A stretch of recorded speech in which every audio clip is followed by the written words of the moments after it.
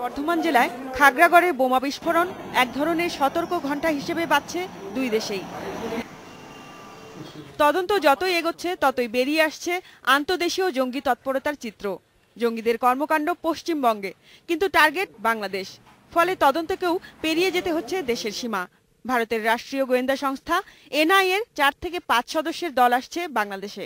তার সঙ্গে যারা কথা বলবেন, তাকে যে সংবাদ আদান প্রদান করবেন, সেই ধরনের কর্মকর্তা, সেই ধরনের ব্যক্তিরা আমরা তৈরি রেখেছি তাদের সঙ্গে কথা বলতে, তাদেরকে সহযোগিতা করতে। তাদের যারা যে তথ্যগুলি দিবে সেগুলো আমরা করণীয় কি সেগুলি নির্ধারণ করার জন্য আমরা তৈরি হয়ে আছি। আমাদের এখান থেকে আমাদের সীমানা, আমাদের পার্শ্ববর্তী দেশে কোনো ধরনের নাশকতা চালাবে এই ধরনের আমরা সুযোগ কেউকে এখানে অবস্থান করতে দিচ্ছি না।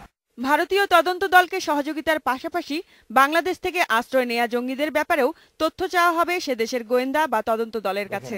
তাদের কাছে যদি কোনো তথ্য থাকে যেটা আমাদের কাছে অতীব জরুরি মনে করি আর প্রয়োজন মনে করি, যেটা এখনই কিছু করা দরকার, আমরা সেগুলো তো অবশ্যই করব।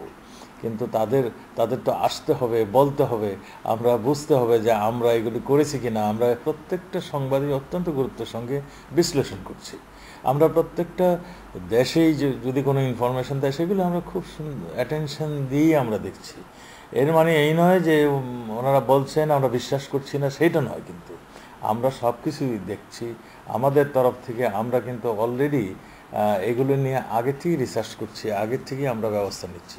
সেই জন্যই আমরা অনেকখানি দমন করতে সক্ষম হয়েছি। এরই মধ্যে বর্ধমানের ওই ঘটনার উৎস সন্ধানে দেশের ভেতরেও পুলিশের নিজস্ব তদন্ত শুরু হয়ে গেছে। খাদিজাতুল কোবরা, ইন্ডিপেন্ডেন্ট নিউজ, ঢাকা।